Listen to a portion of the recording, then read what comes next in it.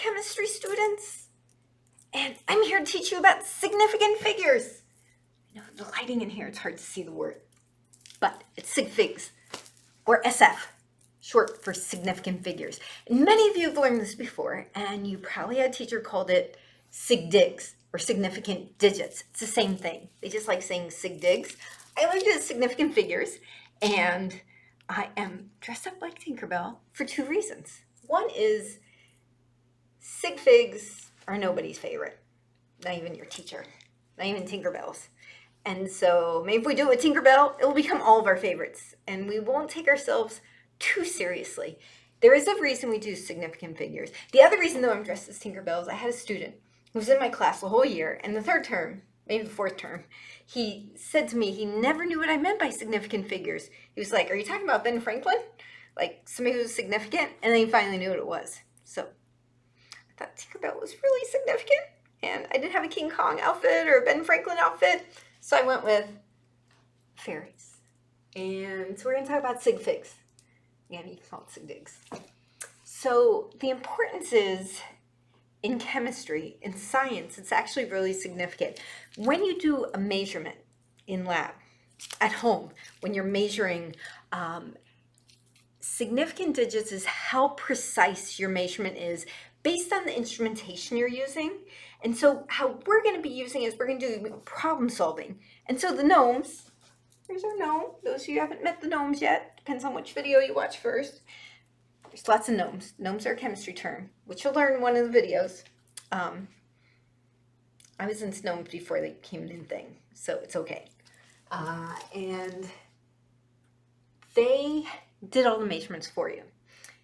And they limited themselves based on this. Let's say you're using a scale. So if you used your scale, say at home, a post office scale, and you had a nickel, and you put the nickel 5-cent piece on the scale, I have no idea how much a nickel weighs. It might tell you it's 3.1 grams. Just pretend. And I know the lighting in here is funky. We'll keep going. So 3.1 grams. So that's on your kitchen scale. Well, if you were allowed to come in here like I am into the chemistry area, we have scales that are much more precise, and it would actually tell us, oh, it's 3.05 grams. So that's actually the biology scale. They're a little bit less precise because they're more precise with their measurements of volume often. We go back and use our analytical scales, which we get to use at some point, maybe. And it would tell us it's 3.0493 grams. So sig figs is based on what type of scale you have, how precise you can be, how many digits can you give. So our first one can only give 2 digits. It can only be precise to 1/10 of a gram. The biology scale or the analytical. This is the analytical scale. Or this might be, we'll say chemistry. Don't want to. It could be to the 100th place, but the analytical went way down. That's actually 1/10 of a milligram, because a milligram is 3 digits out. So very precise, 5 sig figs. So we're going to go through the rules of sig figs. All right, you ready? The gnome's going to let me erase my numbers. So digits that are not 0 are significant. You can tell something's a measurement because it'll have a unit. So here I correctly showed my grams because I was using a scale. These numbers don't have a unit, so it's not the best example. Maybe I'll put a unit on and I won't know. Then I have to remake the video, which I'm not going to do. So this one has 2 sig figs. It's a 0, as you see in our examples here, that gives some students trouble. So zeros, when they're in between, they're always significant. So this number has 5 sig figs. You can't just take away those zeros. You can't just say it's 239. So let's say you're going to buy a car and it costs $23,000 and $23,009, and you give them $239. I don't think they're going to sell you the car, or they're going to make you pay like twice that amount because you're going to be paying this huge amount of interest and stuff. All right, so zeros in between, yes. Let's read it out. So yes, happy face, so zeros in between. And I'm talking about in between non-zero digits. I put a line through my zeros. I had a teacher, a physics teacher, way back when I was a little fairy, who did that. All right, zeros to the left of the non-zero. So we're not looking at the decimal, we're looking left and right of the non-zero. These are placeholders. So they are not significant. So this frowny face means not significant. They are placeholders, and there's a way we can get rid of them. And we're going to get to that in a moment. Zeros to the right. So zeros on the left are a no. Zeros on the right are a yes. So left and right is not the decimal. It's left and right of the non-zero digits. So as long as there's a decimal. So this number, only these 3 digits are significant. So it has 3 sig figs. On this one, all 6 are significant. So what it's saying is our measurement can actually be known to 3 decimal places. We're that precise. Now the next example is interesting. Or actually, let's go back. Let's actually make a segue here and talk about scientific notation. There is a way to get around why this one is a placeholder. If you change something into scientific notation, it gets around all these rules. And so scientific notation is where you move the place value, 1, 2, so that there's one non-zero digit. So we'd write 2.31, one non-zero digit on the left of the decimal, and then the other digits are after. So we'd move this 1, 2, 3, and then we say times 10 to the negative 3. Now, many of you, when you learned it, you learned, I have to think, I get my rights and lefts mixed up. If you move it to the right, it becomes a negative. If you move it to the left, like here, we're going to move it 1, 2, 2.23 times 10 to the second. It becomes a positive exponent. I get my lefts and rights mixed up because I'm always backwards to you, and now videotaping, I get even more confused because sometimes the camera flips and then I don't know my left and right from my brain. Gnomes don't have this problem because they have 2 left feet, so it's always left. So what they look at, if the number is less than 1, if it's a really small number like this one, it's a negative exponent. A negative exponent tells you small number. This is small. Wee, teeny, itty bitty. And when we have a positive exponent, it tells you you have a big number. It says we have a number greater than 1. So that's how I think of it. I'm like, oh, I'm dealing with the big number. Oh, I'm dealing with the little number. That's how you'll hear me say it. All right, so this is a special one. We'll give it a star for being special. And it's special because it is taught different by different teachers. I honestly don't care, is how I'll tell it to you. I'm going to tell you actually the correct way. If you go into the big book of sig figs, which is the big book of like chemistry, physics, and engineering book of sig figs, I actually have it in my office if you could come and see it. But how it's usually taught is that zeros after, if there's no decimal, aren't significant. And so everywhere online you look, you find that has 3 sig figs. And in all honesty, if that's how you've always been taught and that's how you want to do it, I would not mark you wrong. The answer is it can be anywhere between 3 and 6. It's actually an ambiguous number because there's no decimal point. And that's actually what the rule is. It depends on the context. So there is a way to get around it. What if I wanted to say, hey, this has 4 sig figs, and I wanted to show it has 4 sig figs, it was significant to that 0. Well, a lot of students, what they'll answer is they'll say, well, you put a line over that 0. But some people are taught the line is the last significant one, and some people are taught the one next to the line on the left is, and some people are taught, right? There's like so many different ways people have like convoluted this. So if you want to go with they don't count, I'm fine with that. If you want to go they always count, I'm fine with that. You're always going to have a context. And the way you can get rid of those zeros is this beautiful scientific notation. So we're going to move our decimal. Remember, our decimal's way over here, so we'd have to move it. So we'd be at 2.23 again. And we've moved it 5 places. So it's not how many zeros you have, it's how many places you moved it. So we moved it 1, 2, 3, 4, 5. Now some of you can do it just by like looking. Your teacher, Tinkerbell, can do that.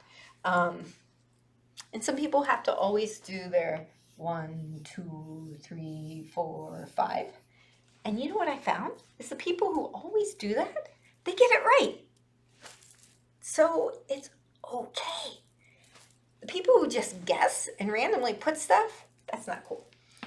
So this would be 2.23, and it's a big number. The number is greater than 1, greater than 0. Sorry. Yeah, all these numbers greater than 0, greater than 1. So 10 to the 5th.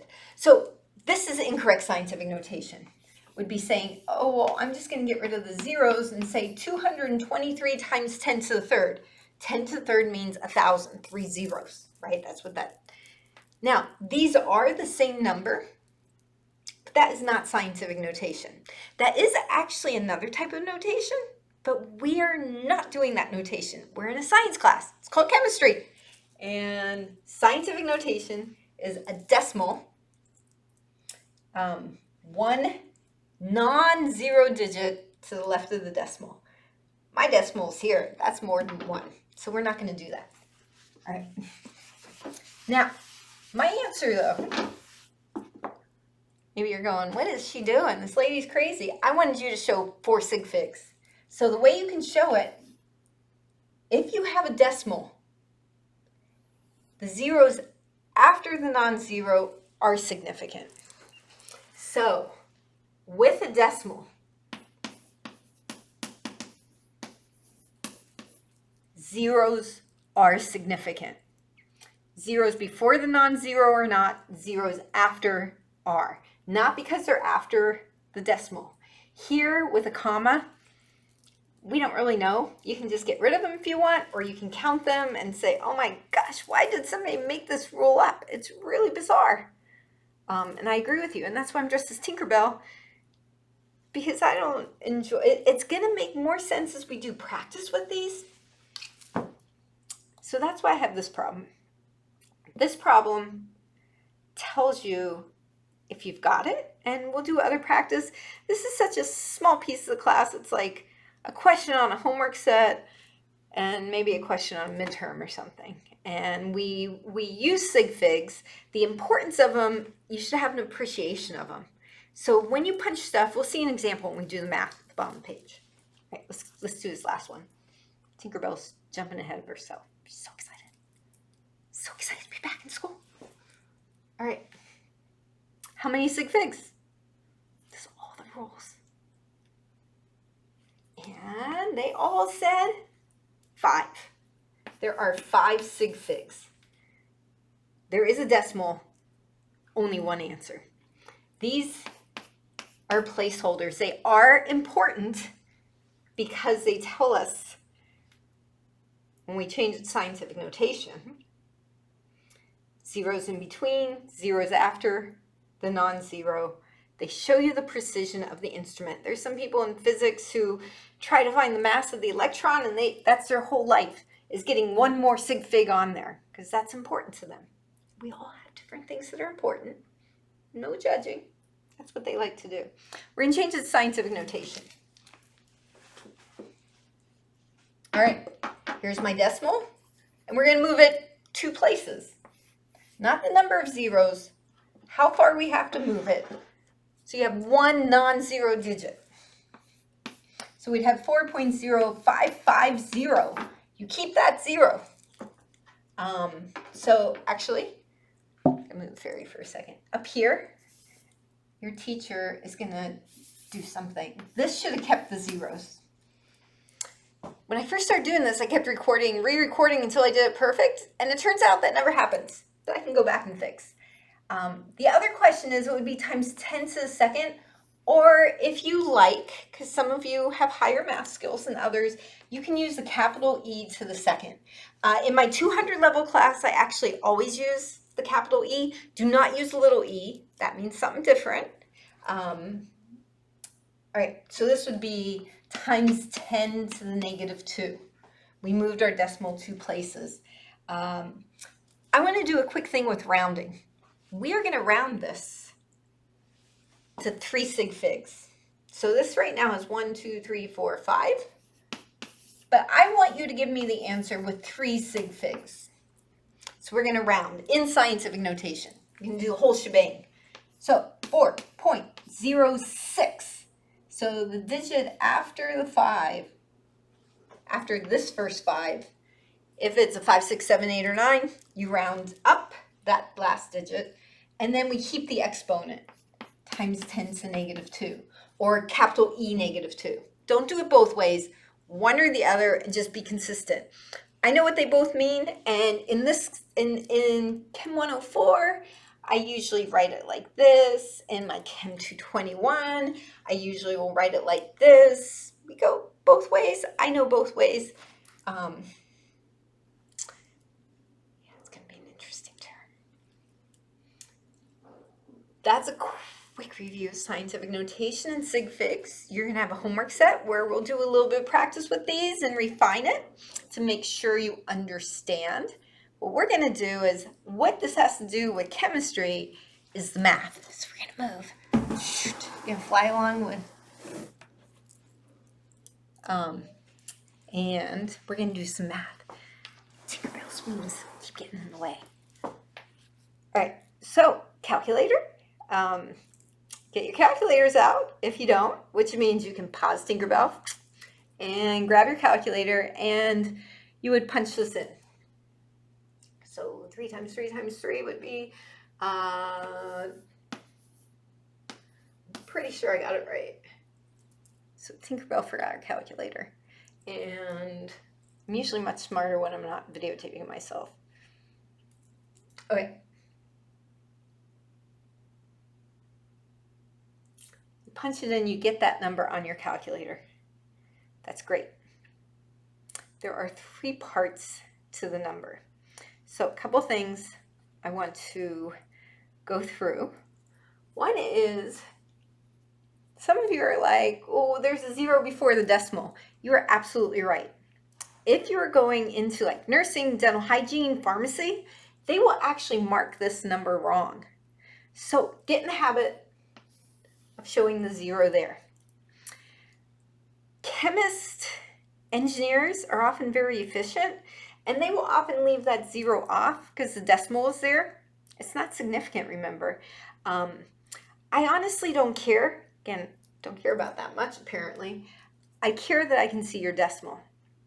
So again, if you're pre-nursing, pre-pharmacy, absolutely, gotta get that 0 there. They will actually mark you wrong, and that's because often you're dealing with dosing and stuff, and you want to make sure you can see it. We are going to, there are always 3 parts to the number. There is the number itself that the calculator will give you. There is sig figs. So when you are, we're going to go back here.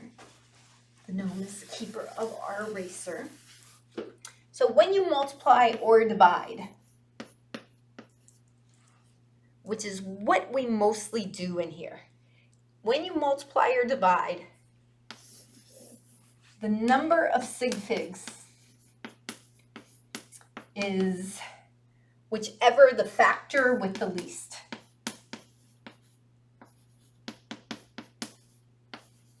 Now you can Google this. In fact, many of you may have already just Googled it and gone with some beautiful, elegantly written thing by somebody who really doesn't even know what sig figs are. And sometimes they get it wrong. So just be careful with some of the stuff on Google. You can always ask me during office hours or stop me as I'm going along. So we're going to go through each of the factors. This has 5 sig figs. Because the decimal is there, all the digits are significant. This number has 3 sig figs. Our last number has only 2. only the 3 and the 0 after it. The zeros before the non-zero are placeholders. So my answer is going to have the number of sig figs of whichever one has the least. So what a lot of students do, especially the first few weeks, is you'll see me doing this as I'm problem solving, that they'll figure out how many sig figs in each of their numbers. So my answer is going to have 2, and it actually does, which is wonderful. All right, so the number is important. The sig figs is important. It's a really small piece of information, but we do respect it. It's something that I'm required to teach you and to test you on, so we'll respect it. That's why you want to come to office hours and have me look over stuff or listen as I'm going through so you can ask questions, so you feel that you get it, that you're a master of sig figs, and that's what I want you all to be. All right, there is a huge piece that is missing, and that is the unit. In chemistry, everything has units, and the units are really important. We are multiplying. When you're multiplying 3 dimensions, our answer is going to be 3-dimensional, which is centimeters cubed, and that's how we write it. So that would be our answer. We're now going to change it to scientific notation, just because it's good practice first class, because some of you, you've told me in emails that it's been 20 years, 10 years. You never learned scientific notation. You all did. You just weren't listening because puberty was happening or something, and there was, right. We're going to move our decimal 2 places, so we'd say 2.7 times 10 to the negative 2. The unit goes after the exponent. There we go. All right, the next one. We punch in the numbers. 6.00, or just 6, divided by 33, and your calculator will give you, we should put it as approximate, 0.181818181818181818. It will keep going, depending on your calculator. This question explains sig figs. Is that's like just ridiculous. And you've all done this, and you all know you've done this. Actually, half of you do it more frequently than others. It just has to do with how our brain's wired. That the calculator gave you all those numbers, they must be important. You cannot, we're dividing, our answer can only have the number of sig figs as the factor with the least. So let's look at these. This has 3, the 6.00 grams. The 33 milliliters has 2. Now, I want to talk about this. Some students will say, but that's an exact number, 33. I can count 1, 2, 3, 4, 5. Don't worry, Russ, I can count to 33. It has a unit. If it has a unit, that is a measurement. It has sig figs. We're going to do practice with that in a moment. So our answer can only have 2. Now, what I have learned is some of you have to first write what your calculator says, and you can do that. And then there's going to be a blank or a box that you're going to fill in, and then you write the answer with the correct sig figs. And what else are we going to put with it? Units. So we can only have 2. So 0.18. And again, if you're pre-nursing, pre-dental hygiene, pre-pharmacy, put the 0 before the decimal. 0.18. The units. These are really funky units, and you're going to get used to them because next week we talk about density, mass per volume. The units don't cancel. The units just are what they are. So grams / milliliters. Mass per volume. It's density. Chemists work with density a lot. Now, the previous one I changed to scientific notation just for practice. If you want, you can. It's 1.8 times 10 to negative 1. I want to comment about scientific notation. Scientific notation is extremely useful when you're dealing with really big numbers and really small numbers. And in chemistry, we deal with both.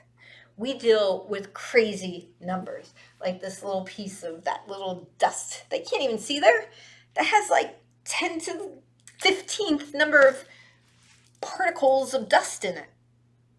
Like, how would you write that out? You'd have to write 15 zeros. It would get ridiculous. And then the size of each of those is like 10 to the negative 15th. So again, a whole 0.0. So we use it when we get to really big and really little numbers. I generally tell students, once you have like more than 3 zeros, you want to definitely put in scientific notation. So neither of these answers would you put in scientific notation unless Tinkerbell or your teacher says, report your answer in scientific notation. That Tinkerbell just did a really good imitation of your teacher's voice. It's not what I really sound like. All right. The reason is to change this number to scientific notation would actually be more complicated than just writing it as 0.18. Same with like this number, 43.62. Sure, I can change it to scientific notation, but why? It would take more effort. So like when you get into the thousands or the thousandth, you start having a lot of zeros and it gets hard to count all the zeros. So in all honesty, all the numbers on this page, I would not actually use scientific notation because when I look at them, I can see how many zeros there are. I have no problem with them. You will see, because we're going to be dealing next, like very soon, when we get in periodic table and doing math periodic table and avocados number, and we get to have guacamole. All right, let's do the last one. This one's a different function. We're going to add or subtract. We do not do this very much. We do in lab, like a couple labs, but we're not going to get to do them. You probably will as like a problem-solving thing. Usually you do measurements in lab and have to do a subtraction. So the rule is different. We use this rule mostly, the multiplying and dividing. The adding and subtracting, we use a little bit. And again, it's going to take you doing homework questions, that's doing more practice problems that you feel like, okay, it's not that big a deal. It is a big deal in the first week. I wish I didn't have to teach this. I will tell you that, because it is so freaking tedious. But Tinkerbell is telling you, just do the best you can. It's really not going to make or break you. You might get a lot of SF, because you don't be ridiculous like that. It's like utterly ridiculous. Appreciate it. Do the best you can. If in doubt, just give me 3 digits. We get to a point in the term where I'm like, just give 3 digits. And you will pretty much be like right 98% of the time probably, which is a really great grade. If you do the extra credit, you'll have 100%. All right. When you add or subtract, you're going to line up the decimal.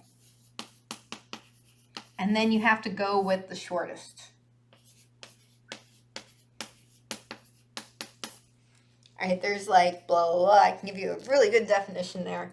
So when you learned, if you remember back in 4th grade, 7th grade, I don't know when you learned how to do decimals. Decimals are amazing. And if you ever get to teach them, you learn them by you line them up, the decimal. When you add and subtract, by the way, the units have to be identical. You line up the decimal and then you would subtract, so we get 19.92. And that's great. You punch it in your calculator. It's good to do it longhand too, because that keeps your brain fresh. You want your brain fresh. You don't want your brain getting old and sluggish and stuff. All right. So the unit's easy. It's going to be milliliters. We'd carry that down. The shortest term only went to 1 place value. So my answer can only go to 1 place value. If this had been a 5, 6, 7, 8, or 9, yes, I would have had to round up to 20.0. But so our answer is 19.9. And once again, I'm not putting in scientific notation because that would actually make it more work than just writing 19.9. I have had students, because it's been a while since they did scientific notation, they never really learned it, and they just want to always put everything in scientific notation. Let me know that you're a student like that you're just practicing. Say, I just want to practice. Can you look at it and tell me? Because otherwise I will probably write a note or I'll say something to you and say, why are you putting this in scientific notation? All right. I hope you have an appreciation for sig figs. Many blessings, and we'll do it with your homework. Bye-bye.